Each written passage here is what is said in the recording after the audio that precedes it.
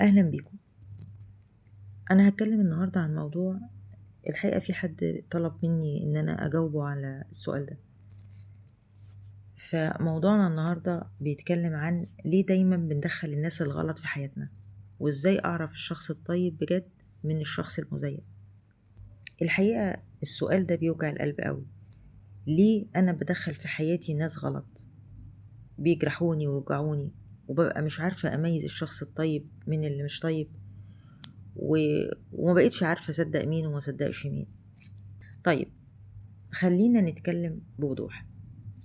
احنا ساعات بنمشي في الدنيا بنضارات مغلوطة، بنشوف السراب مية والمؤذي بطل والناضج ممل.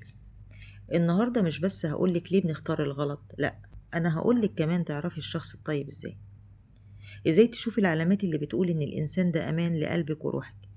الفيديو ده طويل شوية، لكن هنقول فيه النهاردة ازاي نغير فلتر اختيارك للناس للأبد. خليكم معايا للآخر، عشان في نهاية الفيديو هقولك على اختبار بسيط تعمليه لأي حد دخل حياتك جديد. أول حاجة هنتكلم فيها، ليه المغناطيس بتاعنا بيجذب الناس الغلط؟ قبل ما نعرف الطيب لازم نعرف ليه إحنا رادار للغلط. أول حاجة الوجع المألوف.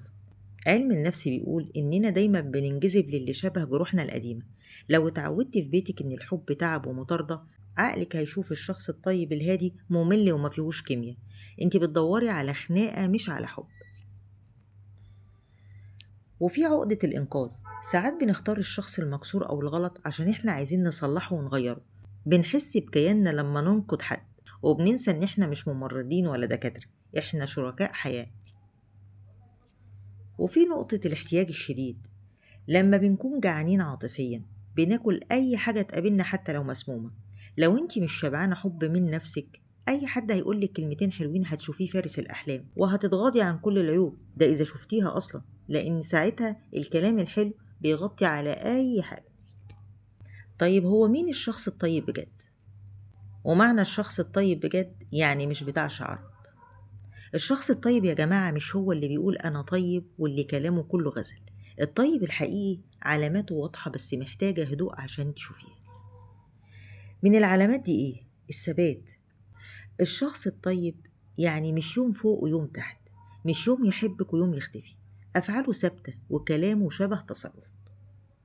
وبالنسبة للأمان، لما تقعدي معاه بتحسي إنك مش محتاجة تمثلي ولا تخبي عيوبك، بتحسي إنك في بيتك. الأمان ده هو العملة النادرة في الزمن ده. وبيحترم حدودك جدا، لما تقولي لأ على حاجة بيحترم ده، ما بيحاولش يضغط عليك ولا يبتزك عاطفيا عشان يعمل اللي هو عايزه.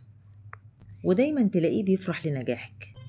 الطيب بجد هو اللي بيشوف نجاحك نجاح ليه، مش بيغير منك ولا بيحاول يكسر مقاديفك زي ما بيقول. طب ازاي نفرق بين الطيب وبين الضعيف أو اللي بيمثل؟ في فخ كبير بنقع فيه، هو إننا بنفتكر الضعيف طيب.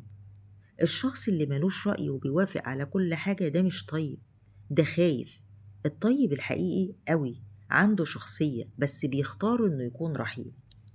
كمان لازم تفرقي بين الطيب وبين النرجسي في بدايته. النرجسي بيمثل الطيبة المبالغ فيها عشان يوقعك، لكن الطيب الحقيقي هادي، بياخد وقته، ما بيستعجلش وما بيحاولش يبهرك بزيادة، هو حقيقي بزيادة. خطة التدريب بقى على الاختيار الصح. نيجي بقى للسؤال المهم، ازاي تختاري صح؟ اول حاجة واهم حاجة، حضرتك تصاحبي نفسك. طول ما انتي مش طايقة تقعدي مع نفسك لوحدك، هتفضلي ترمي نفسك لأي حد غلط. انا اسفة لكلمة ترمي نفسك دي، لان هو ده مفهومها ومعناها الصحيح. انتي لما بتدي نفسك لحد غلط، انتي كده مش مقدرة نفسك، بتضحي بروحك، بتضحي بحياتك وبمشاعرك. في حاجة بقى ممنوعات، في قائمة كده ممنوعات لازم تمشي عليها. اكتبي 5 حاجات مستحيل تقبلي بيهم: إهانة، كذب، بخل مشاعر. الحاجات دي تبقى قدام عينيكي، أول ما تلمحي واحدة منهم في الشخص انسحبي فورا من غير أعذار. راقبي أفعاله مع غيرك، شوفي بيعامل الناس ازاي، بيتكلم عن أهله ازاي، بيحكي عن أصحابه ازاي. اللي بيعمله مع غيرك هيعمله معاكي بكرة.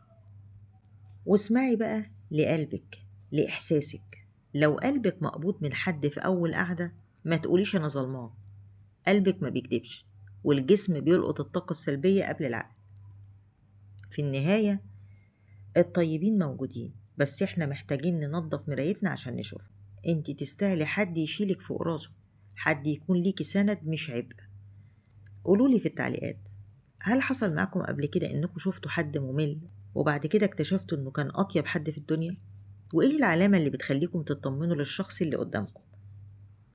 انا سيلا، اشوفكم على خير الفيديو الجاي. شكرا.